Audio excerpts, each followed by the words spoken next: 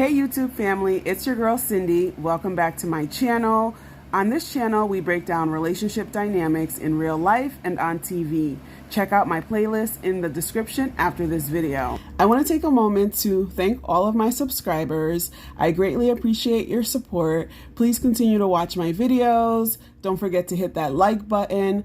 And if you've been here more than once, please consider subscribing. I'm really trying to up my subscriber count, so if you guys could share this video, I would greatly appreciate it. So today I will be recapping Married at First Sight season 13 episode 9. We're 5 weeks away from D-Day and the couples have been assigned by the experts to talk about the L word. Let's jump right in. We're gonna get started with Ryan and Brett. So Brett is feeling the warm and tinglies for Ryan. I'm not really sure why, because he's not giving me any vibes that he likes her. It feels like Ryan is unstable emotionally and he's just not emotionally available. He's just not that into her. Brett planned a special game of Jingle for Ryan. She made cards with things that she likes about him. So with every piece that he pulled out of the tower, she was telling him all of these things that she likes about him. But of course, he didn't really say anything back about her or what he likes about her. It's like he just couldn't bring himself to say something nice about Brett.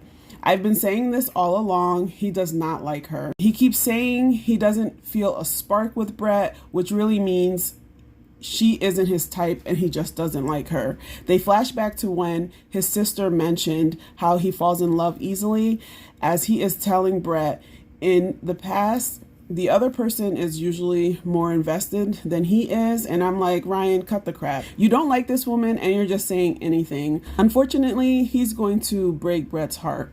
She thinks that they are onto something, but he's just tolerating her until decision day. It's just a weird dynamic that they have. There's something about him that's off, and he just doesn't seem happy at all. Brett mentioned she needed to know the feelings are mutual in order to fall in love. Well, Brett, my dear, Ryan ain't it. I knew this was a mismatch from the start based on those wedding photos, but Ryan has been saying things to Brett to give her some hope, but he knows deep down it's probably not going to work out.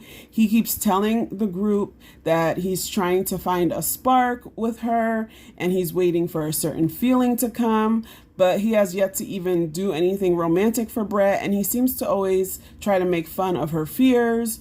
So he's just hanging in there, and it's unfortunate. Brett really does seem to like him, and she seems like she wants to try to make things work, but I don't foresee them having a future together. Next, we have Bao and Johnny. So Bao cooked him a meal and he actually liked it and didn't complain, which was like a little shocking to me because he seems to always have something to say. While they sit down to have dinner, she brings up the selfish discussion from the other night when Johnny was basically dumping all his feelings on her and going to bed. Instead of listening to what she was trying to say, he got defensive, telling her, "You don't know my heart." Johnny says he gets annoyed by Bao's childlike behavior, but he can't see that he's extremely immature himself. When he is nitpicking Bao, he expects her to listen and take it all in, but then when she points out his flaws, he calls her judgy. Make it make sense, Johnny. If you can dish it, you need to be able to take it. He just cannot handle being called out, and I'm glad Bao let him know he doesn't have to keep telling her that if this was a regular dating relationship that it would be over at this point. I mean, who wants to constantly hear something like that from their spouse? I don't understand why Johnny just doesn't get it. But on a positive note with these two, Bao had surprised Johnny with different types of beer and a very fun game of darts. They were having a good time together. Then they went into the bedroom, and I believe that they consummated their marriage that night because they both woke up real happy and excited, and the body pillow is no longer between them. Johnny tried to redeem himself for ghosting her years ago with an art date at home. He was trying to be romantic, but she was adamant about making the painting perfect. So of course, Johnny starts getting annoyed with her, but they did end the night on a positive note. Flaws and all, I really do hope they make it. Let's talk about Michaela and Zach. So we see Zach return to the shared apartment to have a conversation with Michaela. He says he feels like he has to tiptoe around her. And he also mentioned in his confessional that Michaela had sent him a childish text about he can't call her anymore and that he had to text her on a certain number going forward or something like that. He sat down and pretty much kind of went off on her. He compared her to a nagging bee in this twisted bee and tree story that he told her, and surprisingly she sat calmly and listened to what he had to say. I feel like she handled herself well, especially since his voice was elevated and he was swearing. I mean, I'm guilty of swearing while speaking to a partner, which is something I'm not very proud of, but I hate it when men cuss at women. He could have expressed himself without cussing at her, but I do think he was trying to match her energy from when she was calling him a liar a few episodes ago. It's really important to have mutual respect. If Zach wants her to be respectful, he needs to be respectful as well. Anyway, they had a discussion and they both agreed they wanted to work on their marriage. Zach brought up self-reflection and better communication. They both need to work on their communication. Michaela said that she will start to think before she acts. She will refrain from bottling up her emotions, then exploding, and she's also going to ask for what she needs. I do believe she was being genuine, but when the rage comes, I don't think she has the tools to actually take a step back and not act a fool. It's hard to do things differently. Most people do what they know because it's easy. Going to therapy helps you to recognize your triggers so you can be aware and handle your emotions in a healthy way. And hopefully going forward, Married at First Sight will make it a priority for the couples to have individual therapy sessions prior to getting matched. Anyway, so Zach and Michaela had 2 date nights in this episode. One was out where they turned the page and stopped rehashing that argument. Zach actually set up a date night at home for them to cook together with a chef on Zoom. They made, I think it was shrimp scampi, and Michaela was ODing with the spices. I thought it was really sweet, and it was nice to see them getting along, laughing, and having a good time together. But based on the previews for next week, this positive space that they're in is short-lived, and we will be back to the mess. Next, we have Mirla and Gill. There's not much to say about these two. Gill did give Mirla a plastic ring from Amazon to use for the gym, and she's still talking about him getting her a Cartier ring. And it's like, girl, what is he going to do? Use that account in Colombia? When they talked about love, Mirla said she needs to see action to fall in love. But if it feels like every time Gill tries to be romantic or show her some action, she's not receptive or she just doesn't like it. Mirla has a hard time appreciating the little things. He gave her a foot rub and she rated it a 5-ish. I didn't think the massage looked horrible. And I think Gill thought that was going to score him some points, but she's just not into him. And I don't even think she's a sexual person. The Ice Queen is in full effect. Gill has an tall mountain to climb for Mirla to even think about entertaining him romantically. They went out on a dinner date, and of course, here go Gill. Oh, this restaurant is way too bougie for my taste. It's like he just cannot get with the finer things in life. He had a whole t-shirt and a denim jacket on at the restaurant, and I was just shaking my head at the TV. These two are on different planets, and I have no idea what the experts were thinking. During dinner, Mirla requested that they go out to an upscale place twice a month and have brunch on the weekends. Mirla thinks she's fancy, but she wasn't even all that dressed up at the restaurant either. And he said that was too much. Gill is about eating his rice and beans at home on the couch, chilling. Like, he's not about this upscale going out to dinner life. And Mirla is just not going to get with that. She did mention that she wanted a husband she can take to brunch. And once again, Gill voiced his feelings about her just wanting a husband, not really wanting him. And it does come across that way. But I do think she is trying to get him to think bigger. But he's resistant. He wants to do things the way he's always done them.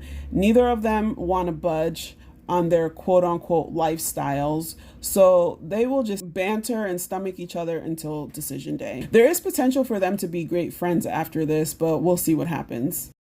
Lastly, we have Chatterbox, aka Jose and Rachel. These two seem to be in a good place.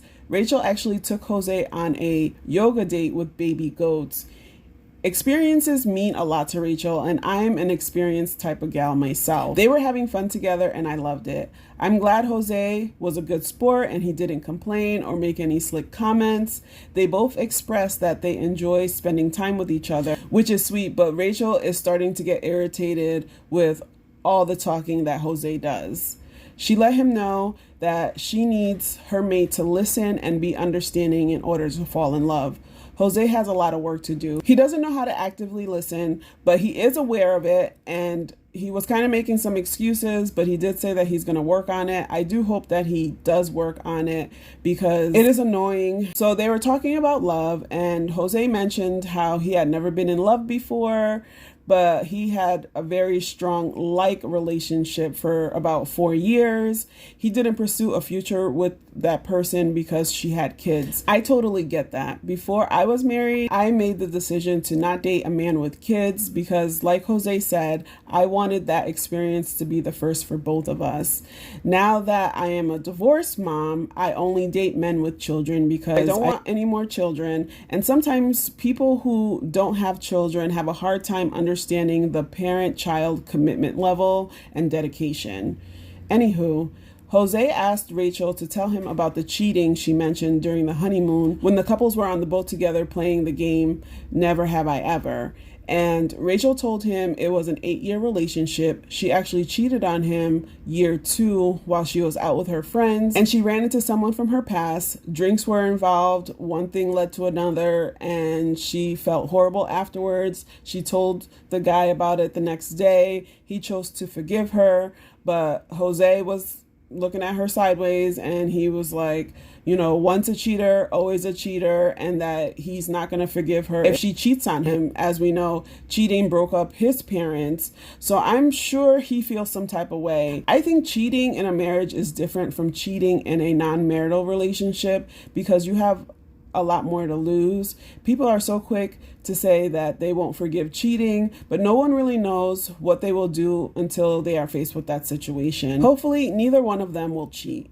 So Jose invited the other couples over for a barbecue, and it was like a barbecue, but did I miss the backyard? Because they were actually scattered all over his house in different rooms. I didn't see a grill anywhere. I think Jose just wanted to show off his house, of course. And Rachel actually mentioned that she can now see herself moving into Jose's house. It certainly makes sense to move in with a spouse who owns a home in the beginning, but getting a home together at some point is a good idea. Sidebar, Mirla mentioned that she didn't like going to people's homes, but y'all peep how she was real comfortable laying across the bed in one of the rooms at Jose's house?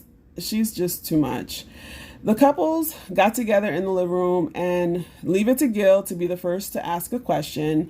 He asked the group if falling in love is a choice. Somehow, the group actually started trying to guess who will be the first to say I love you. They went around and made a guess for each couple, except for Brett and Ryan. I don't know if it was editing or if they just skipped them, but it was kind of odd. The next morning, Rachel lets us know that her and Jose have exchanged I love yous. She actually said it first, and she was jokingly saying that he didn't say it back at first, but then he was in the background letting everybody know, you know, he does love her. But what do you guys think? Do you think Jose actually loves her, or did he just say it back just to say it back? Because he was in a whole 4-year relationship and didn't fall in love. And he's been with Rachel all of 2 weeks, and he's saying that he's in love. I mean, I know it's a different dynamic because although they met as strangers, they have been spending every single day together for the last 2 weeks. And I know, you know, feelings can develop in a short period of time. But do you guys think this is love, or maybe is it lust? Comment below and let me know your thoughts. Join me here next week. Don't forget to subscribe, and I will see you in my next video. Bye for now.